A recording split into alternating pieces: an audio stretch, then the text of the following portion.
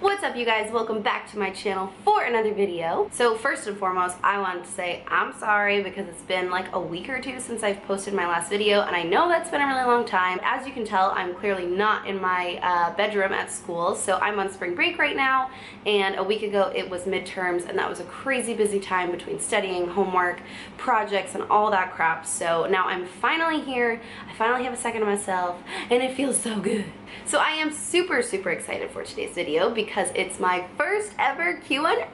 I'm so excited. I actually posted an Instagram and I said, hey, leave your questions below, and not gonna lie, I was kind of worried that no one was gonna leave a comment, and you guys left amazing comments, so I'm super excited to answer them for you guys. Make sure that if you guys like this video, you give it a thumbs up and you subscribe to my channel so you never miss out on all the videos I'm gonna be posting. Let's get into the Q&A. So Aisha asked, what made you want to start a YouTube channel? I think I was 19 or 20 when I posted my first YouTube video, and I just found such a love and a personal platform that I could use to reach so many people and try and help them. At the end of the day, that's what I want to do. That's what my heart is most passionate about. It's helping people, whether that's with fitness, with mental health, in their relationships, and their friendships, and their jobs. No matter what, at the end of the day, I want to help people. So YouTube has really helped me sort of reach a different crowd in a much more personal way, and I wanted to reach as many people as I could, and I really feel like YouTube's helping me do that. We're on our way, guys. So Karen Spronk asked, what do you think is most important in a friendship? I think the most important thing to look for in a friendship is a friend who is going to push you and drive you to just be better, whether that is in your work setting, in your family, in your relationships with your friends, your boyfriend, whatever it may be. Find someone who makes you want to be a better you. It's so important to surround yourself with people who are confident enough in themselves that they are just undeniably themselves. They don't care about being accepted or, you know, liked for who they are. They just are. And I think that's super honorable. I think it's super important to find those people that are like-minded, that want the same things from life that you do, and have the same mindset about life than you do. When you find those people, hold on to them and hold on to them hard, because those people are going to be your best friends for life. My sister, Caroline Lunny, asked, who's your favorite sibling? Scooter, our dog. Yep. Brooke Battersby, my boyfriend's sister, asked, if anyone could be your future sister-in-law, who would it be? That's a dumb question, Brookie. You know it's always you, girl. So VGE_ asked, what is your favorite leg exercise? If you guys know me, you know legs are my favorite. So I would say I have 3 favorite leg exercises. Those are deadlifts, squats, and glute kickbacks. I honestly don't think I can pick one between those 3. I could do those 3 all day long and love it. If you are incorporating glute kickbacks, squats, and deadlifts, girl, your booty's gonna be popping real soon. Lucy Jessica Carter, I love this girl, she's freaking gorgeous. She asked, whereabouts do you live and what are your travel dreams? I think that's such a cool question. So I am originally from Boston, Massachusetts, well, right outside of Boston. No one ever knows the name of it because it's such a small town. And then I went to North Carolina for school. I'm graduating in May, and I'm actually moving to Austin, Texas. I'm so excited.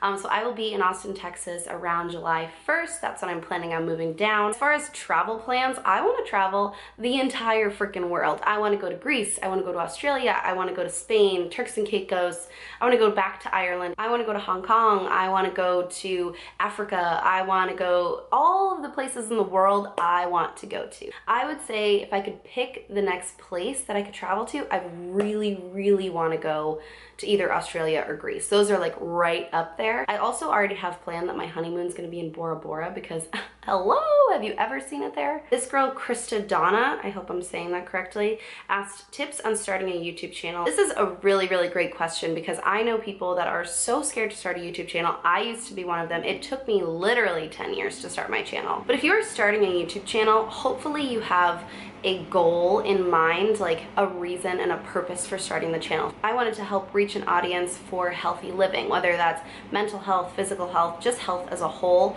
I wanted to use this channel for something specific. So if you are starting a YouTube channel, make sure you're kind of geared towards one thing. I think it's really helpful for the viewers to know exactly what it is that they're watching. So definitely have a purpose when you're starting the channel. People are gonna see your real, authentic side of you when you're talking about these things that you're passionate about. So when you're starting, make sure that you have a reason behind starting. Don't just start it because everyone's doing it or because, you know, you think it'd be cool. Have a reason, have a purpose, and that's gonna really help you go a long way. Another thing is just keep going. So I have had my YouTube channel for like a year and a half, and I just hit a little over 1,000 subscribers, and I could not be more grateful for 1,000 of you guys subscribing to my channel and watching me, you know, blabber to myself in my bedroom all day long. I don't know how or why, but I love you. But for the longest time, I wasn't getting a good amount of views, I wasn't getting my subscriber count up, I wasn't getting any comments or interactions on my videos, and it always runs through your head. You're like, oh my god, like maybe I'm just a bad YouTuber, maybe no one wants to hear me, maybe no one likes me, you know, those things run through everybody's head. So don't feel bad if your videos aren't getting the views that you want and your subscribers aren't going up. This kind of platform takes time. People have to like you and have to trust you and have to want to come back. So don't think that you're gonna start a YouTube channel and then in the next week you're gonna have 500 subscribers and in the next month you're gonna hit 50K. This is very much a growing process and it takes time. So just keep putting in the effort and have fun with it. I love making YouTube videos. If you are just now trying to get into YouTube, by all means, girl, you do it, because it is so much fun. You are gonna learn so much. You are gonna meet such amazing people. If you are thinking about starting a YouTube channel, just do it. Just start. That's like anything else in life. Stop making excuses, stop waiting. There's never gonna be a perfect time. Just do it. So my old friend Chloe Saratoga asked, what do you tell yourself on the days you just really can't get yourself motivated? This is a great question. A lot of people struggle with motivation. I struggle with it sometimes, and I'm not gonna lie, sometimes I just don't have it in me and I don't work out, and that's totally fine. On the days when I am debating whether or not I should go to the gym or I should take a rest day and that motivation is just really not there, I remind myself why I'm going to the gym, why I'm in this healthy lifestyle, why my body needs it, and why I want to go. If you sit and you focus on, oh my god, I'm so tired, oh my god, I don't have time, you're gonna stay tired and you're not gonna find any time. It just doesn't plop in your lap and you're like, okay, cool, now's the right time to go. I love reminding myself why I love fitness, why my body feels so good. And one of the best quotes in the fitness industry is, no one's ever been unhappy after a workout. No one's been like, shit, that was awful, like I feel worse now. That just doesn't happen. Everybody after a workout feels better, and that is what I remind myself of. I'm like, you know what, if you feel tired, if you feel sad, if it's an emotional kind of thing, I'm like, you know what, go to the gym, take out your emotions there. If you feel tired, I know when I work out, I feel more energized. So I just remind myself of the amazing things that happen to my body when I work out. I do not say, oh my god, don't you want that six-pack? Don't you want to lose 5 pounds? That's not what I focus on. I just think that's stupid and irrelevant. What really motivates me is focusing on why my body is going to be better, why I'm going to feel better after working out, and that usually gets me, you know, a little pep on my step to go. She also asked, if you have a cheat meal or skip a workout, do you feel bad or guilty? And if someone skips a day, should they feel bad or guilty? Absolutely not. You do not have to go to the gym 7 days a week. You do not have to eat every single meal as a completely healthy, nutrient-dense meal. You're human. You're allowed to eat candy. You're allowed to get popcorn when you go to the movie theater. Rest days and cheat meals are something that have had a huge turnaround in, I'd say, the last like 5 or so years with the fitness industry. People think that cheat meals and taking rest days is this huge, awful thing that they're like ashamed of. Sometimes taking a rest day and having a cheat meal is called being freaking human. What? I know. People think that if you take one rest day, then it's gonna turn into 10, and if you have a cheat meal, you're gonna lose your 6-pack and you're gonna gain 5 pounds. That's just not accurate. You don't get skinny in a day, you don't get fat in a day. That's the same kind of concept. If you take a day off as a rest day, your body needed it. You're gonna go kill it in the gym the next day as long as you are putting it to good use. If you are taking a rest day and having a cheat meal and then spending the next week or so dwelling on it and just letting that turn into a binging week, yes, it can have negative effects. But if you are sitting there and saying, okay, my body needs a rest day, I'm gonna rest and then I'm gonna kill it tomorrow, a rest day, a cheat meal, you shouldn't be associating those things negatively and feeling guilty and ashamed about taking a day off or having a rest day. That's called being a freaking human. I do it, you do it, everybody does it. Girl, it's okay. So another old friend, Caroline Romano, asked, hi Court, miss you too, girl. She said, how easy/hard was it being in a long distance relationship? This is a great question, because so many people are in relationships or thinking about being in a relationship, and usually the long distance piece is the make or break factor. So I have been dating my boyfriend for 6 years. He's the love of my life. I love that kid. We started dating when I was in high school. He's a year older than me. So when I was a senior, he was going off to college. He went to a different school in North Carolina. We went to separate schools, but both in North Carolina. We were about 30 minutes away from each other. So most weekends I went to his school and hung out with him and his friends, and we did get to see each other most weekends. So some people wouldn't even call that long distance. But in regards to if it was hard or not, it's so hard leaving them at the end of the weekend, only getting them for this much time and being like, okay, we have 48 hours. What are we doing? Where are we going? Who are we seeing? It's like this crammed in little time. It was never like, okay, I'm here. Like, let's relax. Let's take a day to lounge. Let's do this. So long distance relationships can be really, really hard. I'm actually in it right now. He's in Austin, Texas. I'm still in school in North Carolina. So we go about on average 2 to 3 months without seeing each other. And it's hard as shit, you guys. It is so hard not seeing him for that long. We both miss each other a ton, but at the end of the day, if you have someone that you know is worth it, that you're excited to see after a long time, it's all worth it. I mean, I literally love going to the airport and getting to see him after those 2 or 3 months. It's so exciting. It's so exhilarating. It's literally that little girl giddy feeling. Like, I get off the plane, I'm like, oh my God, where is he? Like, he's here.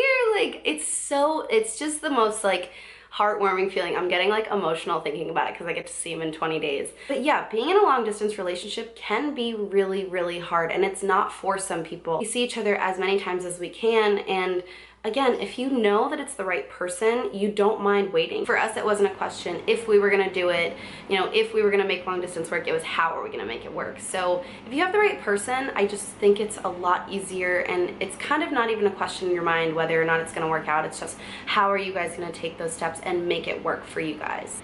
Genevieve asked, what are you studying in school? I'm an exercise science major with a health and wellness concentration. My sister, Caroline Lenny, asked, what has been the biggest challenge / best part of starting your YouTube channel?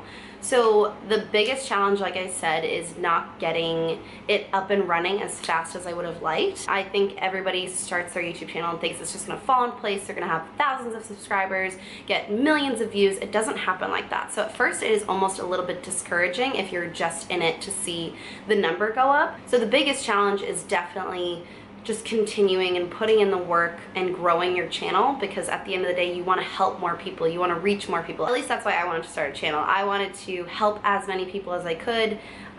So for me, the biggest challenge was definitely just putting in that work when it felt like it wasn't going anywhere. But she also asked what was the best part of starting my YouTube channel, and just when I get someone commenting, you know, on my binge eating video or my Lady Gaga video or my I got fat video, when I get people commenting on those videos saying, you have no idea what this just did for me, you know, you helped my mental state so much, this is where I'm at, and the fact that you've got out of that makes me feel like there's a little bit of hope left. When someone reaches out on my video and tells me that I made a difference to them, it's all worth it. Whether I spend 7 days a week making YouTube videos and only one of them gets 10 views, if one of those 10 views is helping someone, then I don't care about all the work. That is the reason why I wanted to start YouTube. I wanted to help people, and when people reach out and say those kinds of things, that's the best part about it to me, hands down. Amanda Venezia, my sister's roommate, asked, what would you tell someone who's just starting on their fitness journey? This is a great question because there's so many people that are just either thinking about starting, or they're just starting, or they've already started and they're just a little bit into it. So my biggest advice for starting your fitness journey is to find your why.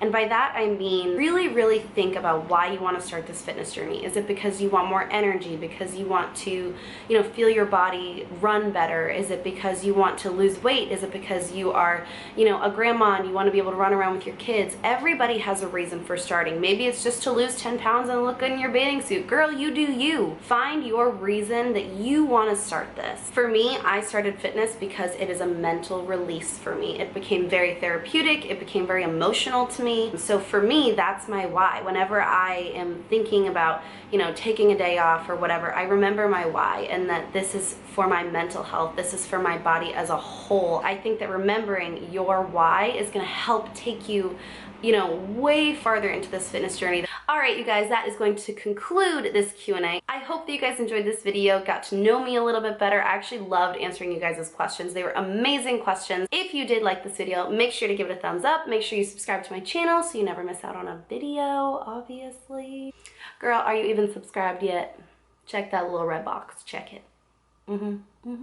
Thank you guys so much for watching this video today, and I will see you guys in the next one.